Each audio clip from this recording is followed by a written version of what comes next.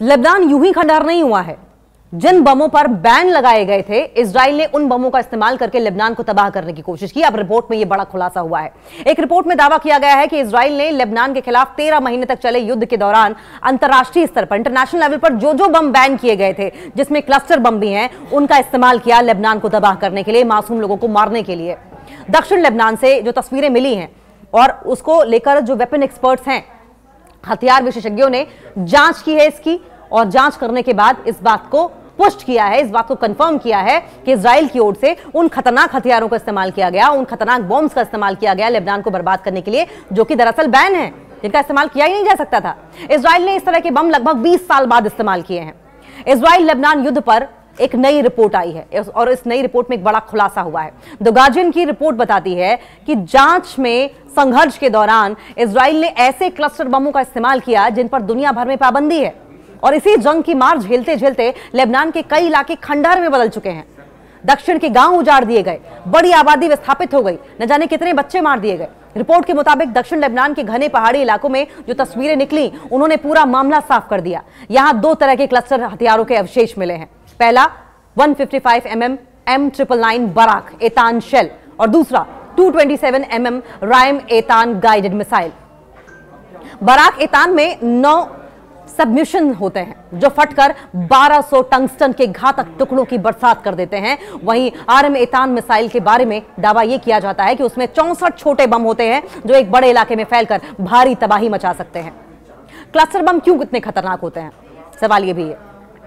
Cluster munition हवा में खुलकर छोटे छोटे दर्जनों बम गिराते हैं जो कई फुटबॉल मैदान जितने क्षेत्र में फैलते हैं। सबसे खतरनाक बात यह है कि इनमें से 40% तक बम उसी समय नहीं फटते, दशकों तक जमीन में पड़े रहते हैं, और फिर किसी दिन किसी बच्चे, किसी किसान, किसी आम शख्स, किसी महिला, किसी स्टूडेंट की जान ले लेते हैं।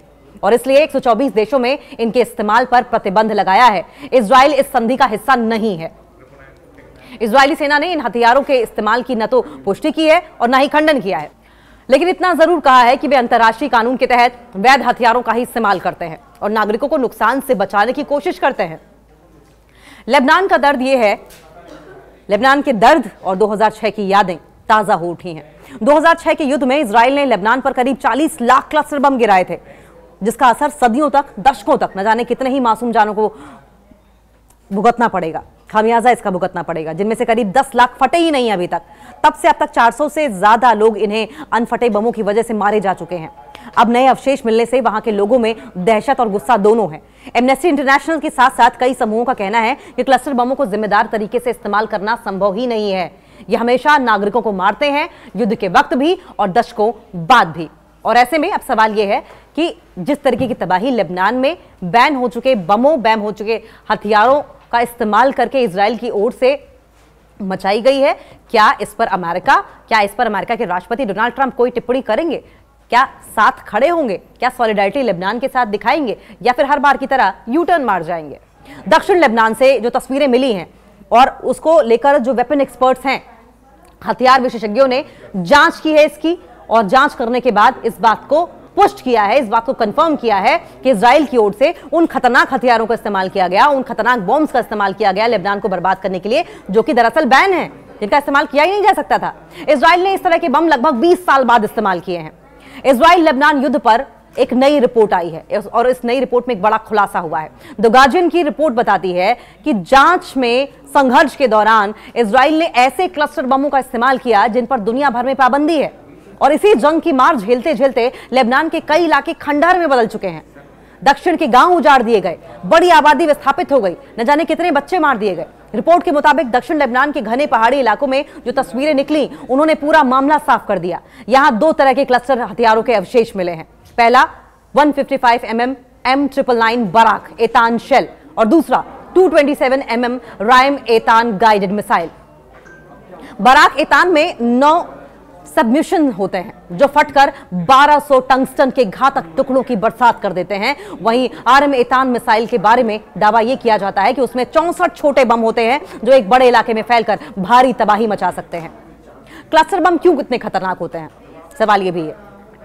क्लस्टर म्यूनिशन हवा में खुलकर छोटे छोटे दर्जनों बम गिराते हैं जो कई फुटबॉल मैदान जितने क्षेत्र में फैलते हैं। सबसे खतरनाक बात यह है कि इनमें से 40% तक बम उसी समय नहीं फटते, दशकों तक जमीन में पड़े रहते हैं और फिर किसी दिन किसी बच्चे, किसी किसान, किसी आम शख्स, किसी महिला, किसी स्टूडेंट की जान ले लेते हैं। और इसलिए 124 देशों में इनके इस्तेमाल पर प्रतिबंध लगाया है। इजराइल इस संधि का हिस्सा नहीं है। इजरायली सेना ने इन हथियारों के इस्तेमाल की न तो पुष्टि की है और न ही खंडन किया है, लेकिन इतना जरूर कहा है कि वे अंतर्राष्ट्रीय कानून के तहत वैध हथियारों का ही इस्तेमाल करते हैं और नागरिकों को नुकसान से बचाने की कोशिश करते हैं। लेबनान का दर्द यह है, लेबनान के दर्द और 2006 की यादें ताजा हो उठी हैं। 2006 के युद्ध में इजराइल ने लेबनान पर करीब 40 लाख क्लस्टर बम गिराए थे, जिसका असर सदियों तक, दशकों तक, न जाने कितने ही मासूम जानों को भुगतना पड़ेगा, खामियाजा इसका भुगतना पड़ेगा, जिनमें से करीब 10 लाख फटे ही नहीं अभी तक। तब से अब तक 400 से ज्यादा लोग इन्हें अनफटे बमों की वजह से मारे जा चुके हैं। अब नए अवशेष मिलने से वहां के लोगों में दहशत और गुस्सा दोनों है। एमनेस्टी इंटरनेशनल के साथ साथ कई समूहों का कहना है कि क्लस्टर बमों को जिम्मेदार तरीके से इस्तेमाल करना संभव ही नहीं है। ये हमेशा नागरिकों को मारते हैं, युद्ध के वक्त भी और दशकों बाद भी। और ऐसे में अब सवाल यह है कि जिस तरीके की तबाही लेबनान में बैन हो चुके बमों, बैन हो चुके हथियारों का इस्तेमाल करके इजराइल की ओर से मचाई गई है, क्या इस पर अमेरिका के राष्ट्रपति डोनाल्ड ट्रंप कोई टिप्पणी करेंगे? क्या साथ खड़े होंगे? क्या सॉलिडारिटी लेबनान के साथ दिखाएंगे या फिर हर बार की तरह यू टर्न मार जाएंगे?